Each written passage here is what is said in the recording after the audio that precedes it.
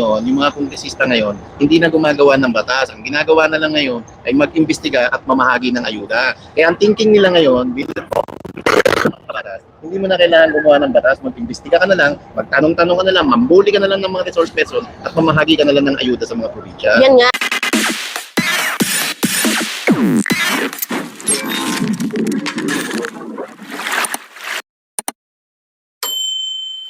Mas parang kaming nasa labas ng bansa, may chance ba makaboto? Meron naman di ba? OFW voting, Marlon? Yes, alam ko. Yes. Saka alam ko niluluto yung online voting. Sana hindi nangyari yun. Sana yung... Takot ka ba? Oo, dapat yung pupunta ka na lang doon sa di ba mga embahada? Sa embahada sila bumoboto. Kung ang tanong nyo po, may chance ba kayo makaboto, bigyan nyo ho ng oras ang pagboto nung araw na yun sa May 9. Yun po ang chance natin. At gamitin po natin ang pagkakataon na i-practice natin ang right to suffrage natin na makapagboto ng ating mga kandidato. Tama. And gamitin na rin natin pagkakataon to pa para batiin naman si Mary Jane Geran, anak ni Direktor Dante Saan to? Geran. Oh, edi yun dun sa Davao. Si Mary Jane, aka Bang Bang. Hello, ma'am. Lagi raw sila nanonood sa atin sa Davao. Hello po. Salamat sa patubig ni Marlon. Kailangan ko yan. Kailangan ko nila. Guys, uso ang sakit dahil ang panahon natin ngayon ay sobrang init, biglang uulan, sobrang pawis, tapos papasok tayo sa lugar na may aircon. Diyan na naman ako nadali, Marlon eh. Alam mo, Pam, ano madali pang pag magkasakit? Malaki gastos mo. Kasi ramdam ko nga yan eh. Feeling ko dahil Dahil may bisita ka, malaki gastos ni Pamela. Ayan. nagkasakit, di ba? Marlon, terno na naman pala tayong white shirt. Wait, ano? Ilang kilos ba yan? Wish me luck. May stress test ako. So dapat di kita ma-stress ngayon. Hindi, okay lang. Yung treadmill sa May papaalala ko sa'yo para ma-stress ka. gastos din niya, baka sakit ako. Uy, ang aga naman ni Jeffen. Maraming salamat. Papunta ka ng Singapore? Oo. Oo, hindi pa eh. Sana, makapunta. Ang Singapore yata ang unang-una kong Talaga. unang-una kong out of the country. Anong taon to? Pangalawa ang Hong Kong. 19 ano to? 19. Singapore 2005 yata yung Singapore ko. Ako unang out of the country ko, Japan. Trabaho agad. Japan? Swerte, Japan agad ha. State visit ni PGMA. So, Ilan taon ka nito? I mean, anong sa taon? journal, ako pinadala ng journal, presidential coverage. Pinagkatiwalaan ka? Nagbulat din ako. Sabi ni Tita Chisuba, siya sa office, Office of the Press Secretary. Police reporter. Sabi niya, ikaw yung sa journal. Opo. Sabi niya, saan ang beat mo? Congress, Senator. Sabi ko, police po. Saan yun? Ba't ikaw pinadala? Hindi ko rin ako. 2001. Police beat. Yun yung sinabi ni yun yung sinabi ni GMA na yen is mightier than gold. Yen is mightier than Gold. Yun. May ganun siyang, paano niya bulahin yung mga Japanese. mga investor. No? And speaking of foreign investors, so singilin natin yan. Magkano uli yun? Yung mga pledges. Mga pledges niya, di ba? No? Marlon, the word itself will say that a pledge is just a promise. Parang lagi kong sinasabi to Marlon, example ko, ang pinakapayak na example, ang magsing-irog na nangakong magsasama habang buhay. Ang pangako, yung kayo ay nagsabi na magsasama kayo. Kapag di mo tinupad yun na pinakasalan mo talaga, walang ganap na gano'n. Diba? Parang sinabi ko sa'yo, babayaran kita sa inutang ko. Hanggat hindi mo natatanggap yung binabayad ko sa'yo na pera mismo, pangako yun na magbabayad ako. Pero Pam, sa dami nang nag-pledge sa'yo, sa dami nang nangako sa'yo, walang tumupad. Ibig sabihin, hindi ka katiwa-tiwala at yung bansa natin Pilipinas, hindi talaga lugar para lagakan ng negosyo ng mga banyaga. Yun ang masakit dun. Para kasing nakita nila na ang kausap nila ay nambubudol, bakit ko naman siseryosohin itong nambubudol na to? Diba? Bulahin ko na lang. At alam nila, nasa palag ng alanganin, yung bansang Pilipinas, dahil may nakaumang pa rin, may banta pa rin na bang. Ayun ang sinasabi ko Parang ang yabang-yabang mong gumastos ng pera na o kaban ng bayan para dyan sa mga travels mo. Sabi mo nung una you need to introduce yourself that you are the president of the country, blah blah blah. Tapos, diba inihikayat nga niya na mag-invest dito. Mag-i-invest pero yung hidwaan dyan sa yung territorial dispute na meron tayo sa South China Sea, pinaypayan yun ng pinaypayan. Siyang laman lagi ng media. Diba? Itong mga media naman na to, syempre dahil siguro tumatanggap at nakikinabang sa ganung klase ng balita, yun ang kanilang laging laman, content. Pamela, ito Paris naman, papuntang Laos, diba? Oo, Laos na kasi. And sa 25 trips niya, foreign trips niya, wala tayo talaga. Pang 25 to, no? Pang 25 yata, baka more than pa eh. Oo. Kasi hindi na tayo updated eh. Ang masaklap, sa 25 biyahe abroad niya, wala tayong nakitang foreign investors na pumasok sa atin. At ang mabigat pa, yung Samsung ng Korea, nag-invest sa Vietnam. Tapos yung Apple, Meta, Microsoft, Yes, nag-invest din sa Vietnam, Oo. Malaysia at Indonesia, di ba? Tapos, tayo rito sa Pilipinas, umalis na yung Google, lumipat pa sa ibang bansa. Tapos, tayo rito sa Pilipinas, wala na nga tayong foreign investors na bagong pumapasok, nilalayasan pa ng mga foreign investor katulad ng Google. Patuloy naman yung pagbebenta natin ng ginto. Ginto. Diyos Mabigat. ko. Kahapon ko lang nalaman doon sa presto ni Atty. Biga na galing pa pala sa no? Hindi pa pala government ang unang naglabas ng information na nagbenta ng ginto ang pamahalaan ng Pilipinas. Kundi galing pa to sa mga sa mga international media. Ganito Wow, report, no? di ba? Tapos tignan mo, di ba Marlon, matatandaan mo na noong kampanya, or nanalo naman na to president in waiting na si si Marcos Jr. Attorney Vic Rodriguez was part of the formative weeks ng pagbuo ng mga gabinete, ng 8-point economic agenda para pag-transition mo sa sa palasyo, handa ka na. Pero ang ano kasi doon Marlon, ito ko lang, yung mga socio-economic agenda niya, ang sabi diyan, andyan yung food security. Kaya nga nagkaroon tayo na dapat ang bigas maging affordable sa lahat, at least maging 20 to 30 per kilo, di ba? Tapos ang second doon, meron tayong improved transportation. Pangatlo doon, dapat meron tayong affordable and clean energy. Pang-apat, healthcare. Pang-lima, social services. Pang-anim, education. Pang-pito, bureaucratic efficiency. Ito yung ease of doing business.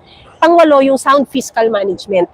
Marlon, nasaan dito sa 1 to 8 na to ang ayuda? Correct. Maaaring number 5, social services. Okay, tanong mo, nasaan dyan yung ayuda? Wala dyan. Wala, Marlon. And, Pero ito, dyan tayo magaling ngayon sa ayuda. sobra, grabe. Walang kalamidad, may ayuda. Grabe. Konting gathering, ayuda. Grabe. Diba? Para mag-earmark ka ng 591.8 Yan, billion dyan ako pesos papunta, doon oh. sa ayuda programs. Yes. Para ano to? Para maggawin na lang tamad ang mga kababayan natin. Actually, Marlon, hindi lang yung mga kababayan natin eh. It is very telling na yung pag-i-earmark mo ng magkano? 591.8 B? billion. B? Yes. Billion? Yes, billion. It is also very telling na itong mga nakaupong to, wala nang gustong gawin kundi mamigay na lang at hindi na magtrabaho para sa bansa natin. Wala na silang maibibigay, wala na silang gagawing proyekto na tunay na kapag-pakinabang o yung long-term Yes, so mga long-term projects. long-term projects na ito mga one-time, big time. At ang mabigat, talagang yung kultura ng panlilimos, masyado na nilang dinidikta sa utak ng mga kababayan natin may hirap. At ang problema, habang tayo, mga ordinaryong tao, mga nagtatrabaho, mayaman, middle class, na nagtatrabaho at nagbabayad ng buwis religiously, yung mga kababayan naman natin na kasintabi po. Siguro yung iba hindi makapagtrabaho dahil hindi nabibigyan ng rate, dahil talagang napakataas ng unemployment rate ng Pilipinas, dahil nga sa bulok na burokrasya ng gobyerno, ang tinuturo nila, tinuturo nila na antayin na lang yung grasya dumating sa kanila na ipamumudmod ng mga buhayang politiko. Ito Marlon, binigyan nila ng dignidad ang pamamalimos. Ito yung di ba?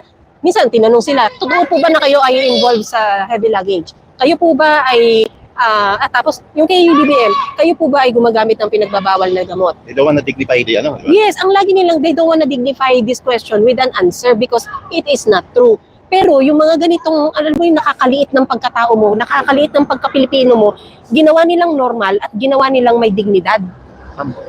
Pangatlong topic kung siguro ito nababanggitin, ang sakla para sa sektor ng edukasyon, nakaltasan ng 14.48 billion pesos. Tapos may naka-earmark na 591.8 billion pesos para sa ayuda program. Ang point ko rito, Pamela, ito mga kabataan na to, na desidido na makapag-aral, makapagtapos ng pag-aaral, magkaroon ng diploma, na desidido para magkaroon ng disenteng trabaho, ay pinababayaan at sinasabi yung kanilang mga pangarap na sa halip tungkulin at obligasyon ng Estado na bigyan sila ng maayos na edukasyon dahil karapatan din yan ng ating kabataan. Ang ginagawa nila ngayon, mas binibigyan prioridad nila sa pamamagitan nitong in-earmark na 591.8 billion pesos para sa earmark ng ayuda program. Ang ginagawa nila ngayon, parang tinuturuan na nila ang mga kabataan na wag na kayong magsipag-aral mga kabataan. Ito ang ayuda, ito ang 5,000 pesos at ito ang 5 kilo ng bigas. Wag na tong mga state college, state universities and college na to. Medyo mo makikita yung ganun ang tinuturo nila ngayon. yung Pangit. priorities, no? Yung priorities nila iba, masagwa. Ito yung ano, yung priority nila is yung the culture of dependency. The culture of Yung dependency. culture of dependency ng mga mamamayan dito sa mga politikong ito para ang mga politikong ito ay magkaroon naman ng relevance na and entitlement na come on, look up to us and we will help you. So, kapag ganun tayo, all the more, ang thinking natin is, na ano tayo, Marlon, nalalason yung isip natin na ito ang iboboto ko, ito. Ito yung mga sinaunang ito yung mga sinaunang feudalism na na relasyon Yes, sa pagitan ng mga Panginoong may lupa at pagitan ng mga nagtatrabaho sa Panginoong may lupa na wag na kayo mag-aral.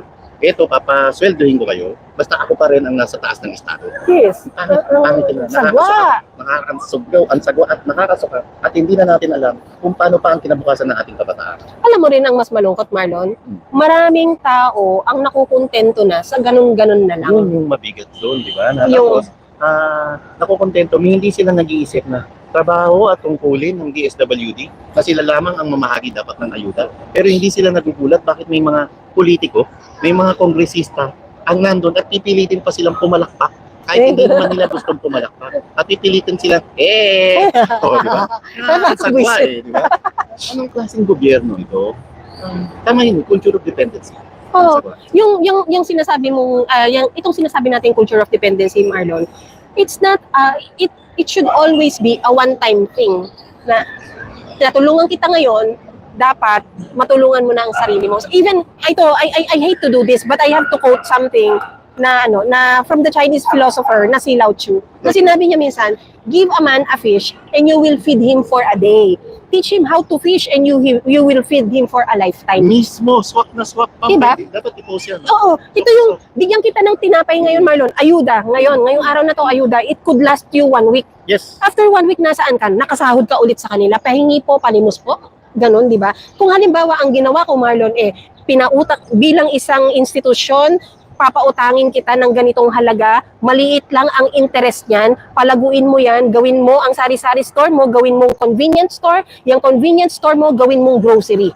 Yung ganung progress, di ba? Dagdagan ko yung halimbawa mo, ipapasok ko ulit yung edukasyon. Yes. Na sa halip na yung kabataan, impluwensyahan nyo, hikayatin nyo na pag-igihan ng kanilang pag-aaral at tutulungan pa, bibigyan ng garantiya ng Estado na magkaroon ng kalidad ang ating sistema ng edukasyon. Ang ginagawa na, tinanggalan nila ito ng pondo. Tapos, ang ang mas pinagtutunan na ng pansin, bibigyan na lang kayo, mamamalimos na lang kayo, na parang sinasabi nga ng estudyante, huwag na kayo mag-aral, ito ng pera.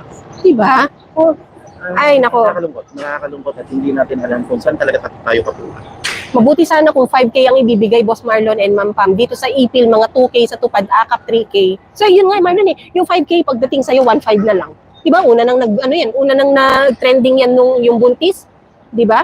Yung hindi niya natanggap ng buo. Tapos itong sa ayuda program nila, meron ba talagang database ito? Ay, Naka-record ba ito? Yun nga. Nakikita ba ito? Itong di ba? Portal na. Yes, Yung, yes. Di ba, makikita Transparency ng kung sino-sino sa kanila yung tumatanggap ng 5,000 at kailan sila huling tumanggap at ulit bibigyan na naman. At ano na ang estado ng kanilang buhay kung dapat ba graduate na rin sila sa pagtanggap ng mga ayuda. Alin ba mas importante? Yung 5,000 pesos na hawak nila o yung hospital, pupunta sila sa hospital na pag nangailangan sila ng medisina, kailangan nila ng libreng gamot, libreng hospital, nandyan ibibigay ng Estado kaysa sa 5,000 pesos. Naalala ko na naman yung PhilHealth money na kinuha nila yung 90 billion, Marlon, no? Sobra. Dapat sana pang mga healthcare services. Pero pilit nilang sinasabi na ito ay panggagawa ng mga tulay at daan. Yung pera ng PhilHealth, hindi naman pera yung galing sa buwis ng gobyerno. Pera yun mula sa contribution Yeah. ng kanilang membro. Hindi ko alam hibang na ba ang gobyerno? Nahihibang na ba sila o talagang, although kasi ang pagiging hibang, manifestation din yan ng pagiging bangat. Di ba? At yung pagiging hibang mo at pagiging bangag mo, manifestation yan ng tamad na pagtatrabaho, Marlon. Kaya alam mo, Marlon, sa lahat na nasabi natin, yung premise na yan na nasabi natin, i-transition natin yan sa kalidad naman ng mga kumakandidato sa mga panahon ngayon. Nakakita sila ng mga paraan na, pwede naman pala, kontento na pala sila sa ganito, sige nga, tatakbo ako. If you get what I mean, na anyone can just file their certificate of candidacy without any insult intended to all those who have filed already. But we already saw from October 1 to date kung sino yung mga nag-apply na or nag-file na. Imelda 1958, thank you. At masasabi natin na, ano to, circus? Ako, to be honest, yun ang akin. Ano to, circus? May cloud. To, di ba puro payaso, Marlon? Puro action star, ewan ko. Puro vlogger. What? Anyway, Anong kayang gawin ng isang diwata? Sorry kay diwata. But you, ako naman kay Diwata. Hindi naman, lang ako. Although, sige, tunay kang vendor. Sana nga, tunay siyang vendor. Hindi yung nagamit siya. Kasi baka mamaya nagamit siya, ginawa siyang viral. May namuhunan sa kanya. Bigla kasi siyang sumikat eh. Bigla kang sumikat, may namuhunan sa kanya. Tapos ngayon, sige, takbo ka para may boses sa mga vendor. Walang question doon, pero ano pa talaga yung kakayan? Okay, galing ka sa mahirap, tama yun. Galing ka sa mahirap. Gusto mo iingat ang sarili mo, nagawa mo naman eh. At may kirot ako, may pagmamahal ako sa mga vendor. Tulad ng sabi ko, once nagtinda rin ako sa Baclaran, nung high school ako. Alam mo yun, pero tingnan natin yung kakayahan. Hindi naman porke na vendor ka, any vendor can run. Tingnan natin yung sino yung sorry. Sino yung, siyempre sabihin, kaya hindi nakapag-aral. Sino yung karapat dapat? Sino yung may talino? Sino yung may alam? Dahil ang sususungin ninyo ay paggawa ng batas. Ano ang alam ninyo sa paggawa ng batas? Kayo nga ang nakaupo dyan pero nag-hire naman kayo ng mga lawyers. Yun ang problema, Pamela. Dahil ang alam nila ngayon, yung mga kongresista ngayon, hindi na gumagawa ng batas. Ang ginagawa na lang ngayon ay mag-imbestiga at mamahagi ng ayuda. Kaya ang thinking nila ngayon, hindi mo na kailangan gumawa ng batas, mag-imbestiga ka na lang, magtanong-tanong ka na lang, mambuli ka na lang ng mga resource person at mamahagi ka na lang ng ayuda sa mga probinsya. Yan nga ang nakita ng mga karamihan ngayon na pwede naman pala, parang walang yan. Sabi ko, ito palang tulad ni Abante, yan tulad ni sino yun? Lagi ko na nila, JJ Suarez. Tataba ako, pastor, may hawak ng baril.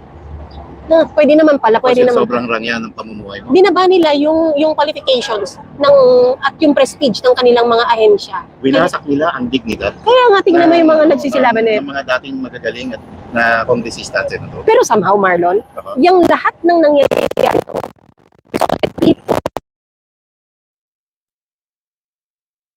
asking for Baste, please tumakbo ka na. Attorney Vic, please tumakbo ka na. Congressman Dante Marcoleta. Well, he already, expressed his intent na magpa-file sa last day yun. Pero, Pam, kung ikukumpara ko lang, sorry ikukumpara ko lang itong mga kandidato ngayon, itong mga action star. Sana, kung nabubuhay pa si Babalo, kay Babalo na ako. Di ba? Ano ka eh. Diba, at least kay Babalo, mapapasaya pa tayo, hindi inis ang makukuha natin. Nawawala daw yung mic ko. Mawala ang mic ko, Pamela. Lagi na lang. Mawala audio mo talaga. Walang sounds breaking up. Mic lipan. Yung microphone ko, ginamit lang yan si Diwata ng 5 minutes. Kumusta po ang audio ni Pam? Ayan, okay na. O baka boses ko nawawala? Jan Alvin Castino, boses nawawala. Okay na, okay. Now, okay. Bibigyan tuloy si Yusek pa. Magkasundo. Okay na, Miss Pami. Martin. Nakakalungkot lang, no? So, pag tumakbo ang Atty. Vic, pag tumakbo ang Congressman Marcoleta, pag tumakbo ang Mayor Baste Duterte, kahit pa paano, medyo magkakaroon na ng quality yung Senado, no? Magkakaroon na ng quality, magkakaroon na ng mga tunay na may sub, na matatalino, talagang may prinsipyo. Hindi yung show of force lang. Although, iba nga, kahit show of force, wala eh. Diba? Nakakalungkot. Anyway, sa totoo lang, maraming sabik na sabik pa. Alam ko sa'yo, maraming nagtatanong sa akin, maraming rin nagtatanong.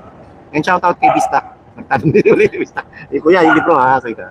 Actually, di ba Marlon, we know that the 2025 election will be very critical in terms of numbers. Mm-hmm. But guys, there are quality numbers versus yung numbers na gusto lang natin pero putyo-putyo yung mga nakaupo dyan. Quality versus quantity. Sometimes it has somehow to be equal, no? Let's say this is, kasi I've been trying na i-condition na rin yung sarili ko na, sige, kung sino man ang itataas o susuportahan ng mga Duterte, because meron tayong Dutertista na tinatawag, Marlon. Sinusulong ni Ma'am Joey. Oo, na it does not necessarily mean Duterte themselves, but kung sino yung mga ire-recommend nila. Sabi nga sino yung kaalyado? Oo. Yun yung mag-share ng kanilang core values na nagawa na nila nung previous administration, no? Sige, kinokondisyon ko ang sarili ko na sige, straight PDP laban kung itataas ng Duterte. Kung itataas ng Duterte ang isang Atty. Vic Rodriguez, well, given na yan kay Atty. Vic tayo. We have Marcoleta, sige, given na yan. Ang hindi ko kasi matanggap, ito magagalit na ang lahat, ang hindi ko matanggap kasi ay isang Philip Salvador na nasa PDP ngayon. Sige, pag-aaralan mo. Pero katanggap-tanggap ba sa ating lahat na ang isang institusyon na kagaya ng Senado ay tatanggap ng mga intern or OJT at doon pagpapraktisan kung paano ang mga kilos na dapat gawin, kung paano gumawa ng batas, kung paano bla bla bla. We have not heard from him na siya ay nag-enroll sa ganito. At least with Jimmy Bondoc, the famous singer, is now a lawyer. From artist, naging lawyer. Is now a lawyer. Naglaylo sa kanyang pagiging artista, sa kanyang pagiging singer. Naging public servant. Naging public servant, maaring nagkaroon na ng mga kaalaman doon. Tapos yung motivation niya talaga. At in-upskill niya yung sarili niya, nag-lawyer. Tinaas niya yung antas nung ano, no? And Kaalaman. this morning, alam mo ang bumungad sa akin, itong video na to, wherein Philip Salvador is saying, sa inyo po lahat ng bumabatikos, mamatay kayo lahat. Salamat po. sa inyong mga nambabatikos, mamatay kayong lahat. Sabi ni Ipe. Ni Philip, Sa inyo po lahat ng bumabatikos, mamatay kayo lahat. Salamat po. sa inyo pong lahat ng bumabatikos, mamatay kayong lahat. Is this how you are going to handle the stress in Senate? Kahit biro, bad joker. Bad joke. And beside him is a Robin Padilla Na tumatawa. na tumawa lang. Dapat hindi ko na inalaw yung kaibigan ko na sumalang doon na yun lang ang sasabihin ng kanyang bunganga. It's as simple as that. Grabe, ano nang mangyayari sa Senado? Ha? Oh well, sabi niya luma na daw yung... Late to just... Oh sana nga luma, hindi ito yung ngayon na nag-file na siya. Mas mainam kung luma. Ay nako. Meron ka ng Tito Sen, may Jinggoy ka, may Bong Revilla ka, may Robin ka, may Lito Lapid ka, may Philip Salvador ka. That's entertainment? Ay, that's entertainment ba yung sila Lito Lapid? Hindi, no? Action star lang talaga. Si Robin na medyo bata-bata sa kanila eh. Ako, I will support PDP candidates, but I've been very vocal kay you know this, kay Philip Salvador and kay Bongo. Only because Bongo, nakukulangan ako sa kanya. Baka makonsider ko pa na i-suportahan din siya. Pero kay Senator Bongo, wag ka naman na-offend sa akin. Ako lang naman to. Ako lang to nakatiting na tao na huwag mo ko pinapatawagan kung kani-kanino. Gigigil ako sa iyo. Anyway, ako pa nasan?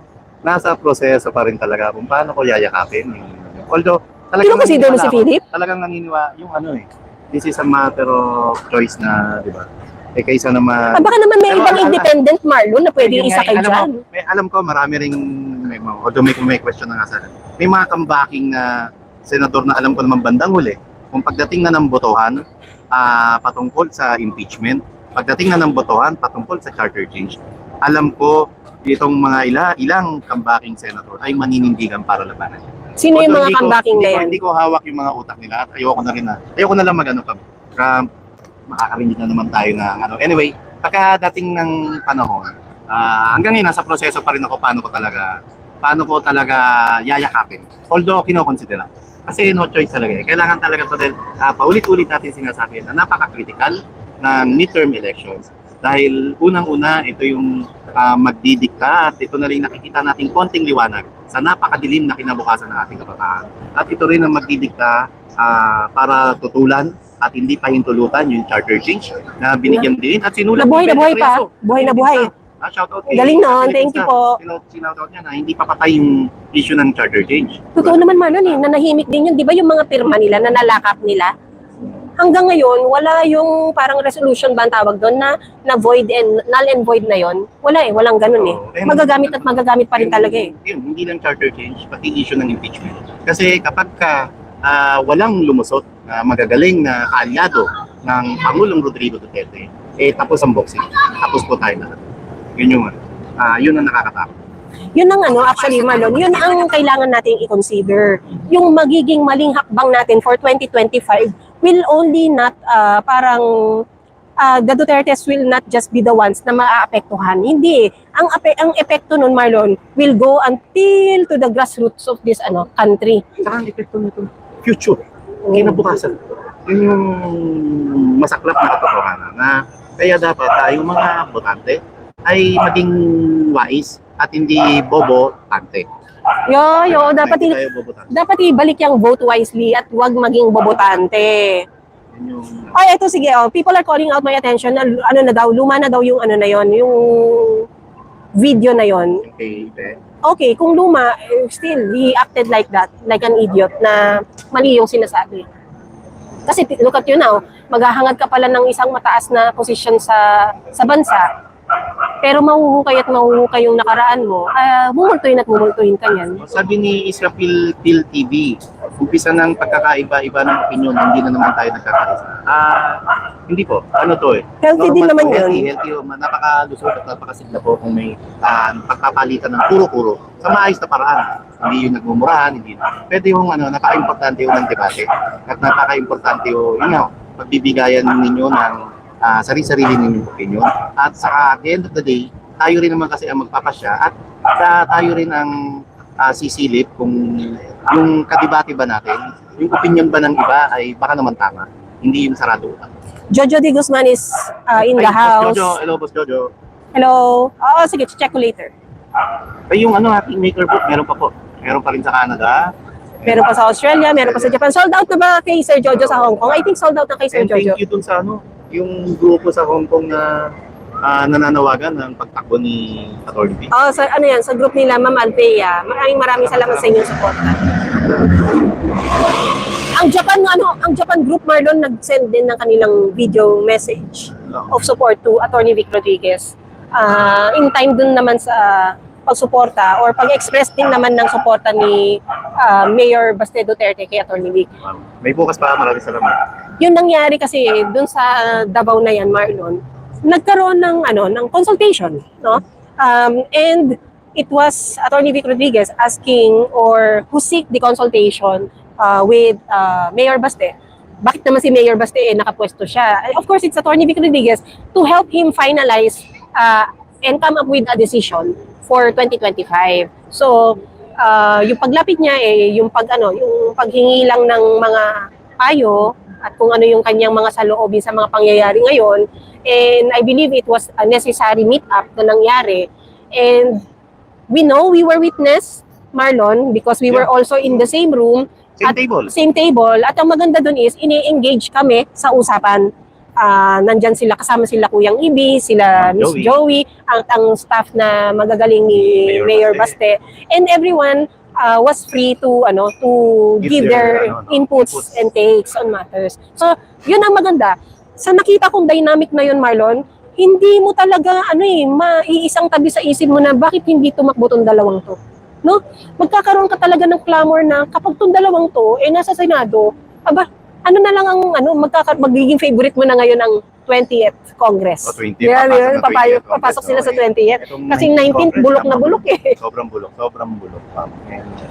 We'll see. Sana, no? Tapos meron kang Kong Dante Marcoleta. Nakakasabik na makakita uli sa Senado ng mga magagaling na senador, ng mga matatalino, ng mga may at handa makipagdiba. Hindi yung off mic magsusutukan. Loko ka, Marlon. Naibalik mo na naman pinakayataan at saka kay Migs. Okay na kaya sila? Oo naman siguro. Kasi parang after that, meron naman lumabas, nag-shake hands sila, no? Oo, nag-shake hands. Diba? Kanan. Tingnan mo yung kaliwa kamay nila. Baka mamaya, naka-dirty figure side. Biro na.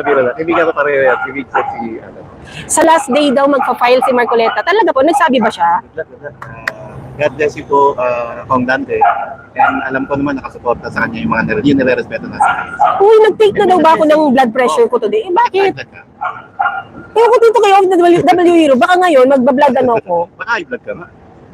Hindi, nang-aasar lang siguro tumokong na to. Baka high blood ka.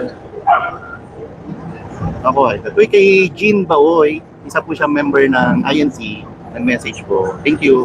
Maganda raw yung Ay, maraming salamat. Kasi kinontent natin nung isang araw. At naitanong din yan sa press conference kahapon,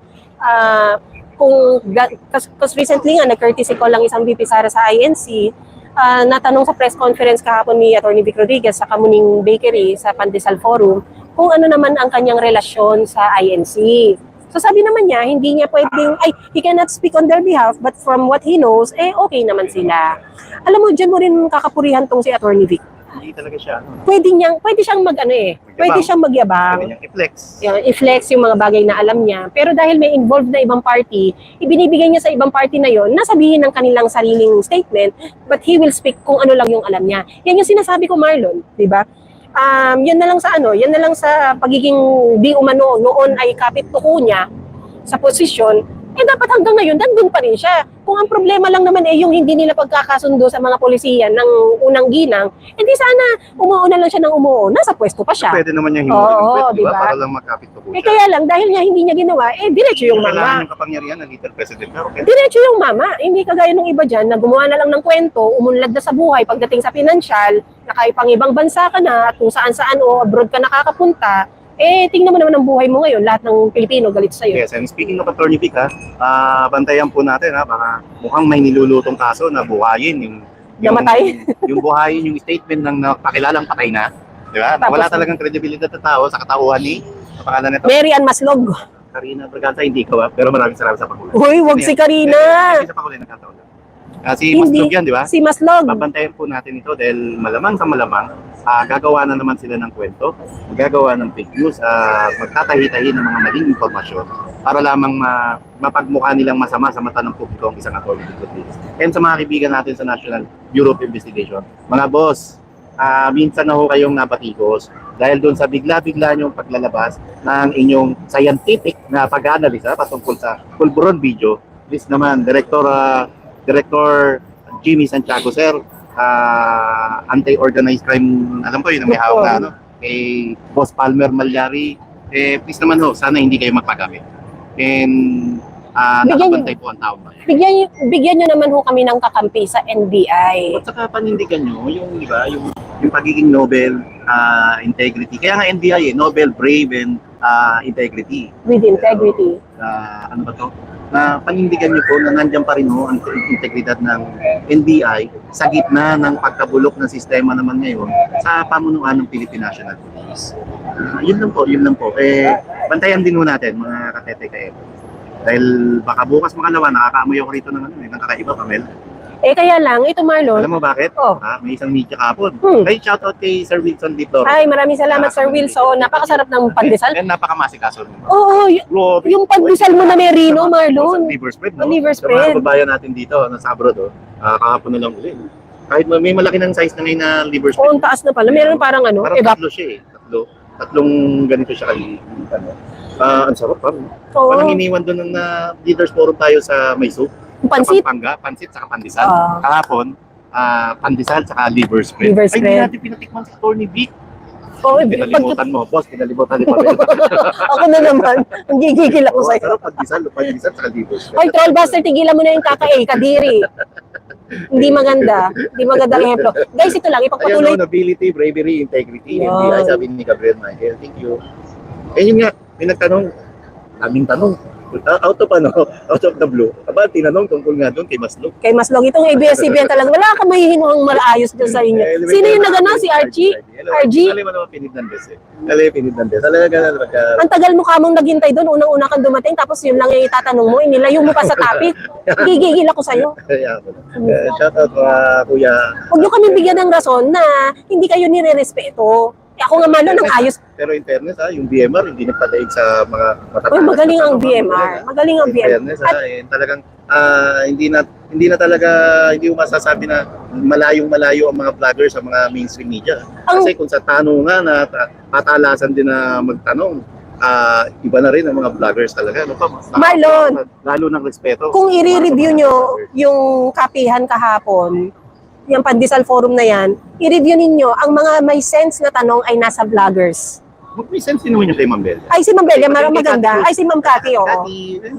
Pero yung sa TV, wala akong mahinuhan. Nandun lang ang mga tripod ninyo. Ginalaw nyo pa yung camera ko, kaya tuloy napunta ako sa maling angle. Kanal yung tanong pero mukhang kinakana. So, ibig sabihin, itong ABS-CBN na to, mas naniniwala sila sa taong patay, na nagpakamatay, kuno, tapos binuhay ang sarili, tapos may testamentong ganito. Para alam nila kwento yung tubong totoo. Sino si Maslog? Ewan ko kay Maslog, mukha kang ewan. Basta hindi ka maisog. Itatapik natin yan. Kumukuha lang ako ng maraming data. Pag sinabi niyang siya yun, na dati siyang patay, dami niyang kaso, scammer yan eh. Oo. Yun ang problema. Bago ka manghamak ng Credible. ibang tao, Yun ang problema, ang ginagawa lang credible ngayon, yung mga ulol, yung mga nakakulong. yung mga kabwisit, Di ba? Ewan ko, di ba? Yung mga drug lord. Yun ang, kung sino yung kalaban ng lipunan, sila na yung nakakampi ng pamahalaan. di ba? Yun nga yun. Diba? Kaya nagkaroon tuloy nga ang ibang tao na pwede naman. Itong isang self-proclaimed na drug, ano tawag doon? Yung basta nag-ano ka ng drug lord, sorry. It's si Kerwin Espinosa. Di ba nag-file ng candidacy as mayor? Nang yan, para saan tayo pupulutin? Ano, Di ba? kasi wala pa naman siya kasi talagang conviction from the Supreme Court. Kahit na. Yun ang yun yung medyo gray area ron eh, sa, alam mo yun, sa COMELEC rules. Pagka wala ka pa talagang, anyway, yung iba nga nakakulong. Yung iba nga dyan, may Isipin mo conviction nga, eh, Sani nakakatakbo eh. Isipin mo ka, Sani Trillanes, di ba? May kaso ka ng pero nanalo ka, lagi senador ka pa. Iba nga dyan, may conviction pero nakaupo. Anyway, yung kay Alice Go, controversial din. Ay, Franz Castro. Oh, yun Oh. yung mabigat. Yun yung mabigat. Tapos yung kay Tebes, wala pa conviction, tinanggal nila. Tinanggal na nila. Member ng House of Oo. Representatives. Yan ho ang mga Mabigat. iboboto nyo? Ito mabigat, ha? Yung isang congressman Dante Marcoleta na ang gusto lamang ay magtanong ng maayos, ipaalam sa publiko kung ano yung nakatadhana sa saligang batas at sa batas, sa itinatadhana ng batas, tinanggalan pa nila ng committee membership and committee chairmanship. Arvin Shazar, shout out from Sydney. Hello po. Hello po, RP. Nakakaano? Baka mabinat ka pa nila. Visit ka. raw. Baka high blood ka na. Gigil ako sa iyo, OFW Hero. Maraming salamat po. Patuloy po nating ipagdasal ang mga taong dapat na pumipwesto at taong mga dapat nagpa-file na sila po ay mabigyan ng kalinawan sa kanilang desisyon sa darating na ang last day at October May 8. nagtanong doon sa tulpo raw. O, na paano yung mga tulfo? Pag may mga mag-asawa po na naghihiwalay, isumbo mo kay tulpo. Dapat alam mo si tulfo. Pero kapag kami ninanakaw na sa gobyerno, wag nyo isumbong kay tulpo kasi wala ko silang pakialam yan. Kasi mababayaran ng tulfo. Di umano. Anyway, yun, maraming salamat. Pamela Pag- Bitter lang kayo kasi nasibak kayo kaya vote straight okay. PDP senatorial. Boss Dede Brown. Oo, yung Dede mo Brown talaga. Lintik ka. Hindi, okay lang ko eh. Kung ito yung itsura ng bitter, okay na oh. At least masaya lang. Happy lang tayo. At kaligayahan ho namin ibahagi sa inyo ang konti naming nalalaman. Hindi naman namin pinipilit na maniwala kayo sa amin. Pero at least share namin ng konti naming kalaman. Si Boss Dede Brown na mukha kang unggoy. Bye. Hide you, sir. Mafia talaga ang gobyerno, sabi ni Bella Obing. Yes po. Si Colonel Ariel Kirubin, sorry, nawala po. Ayun lang guys, no?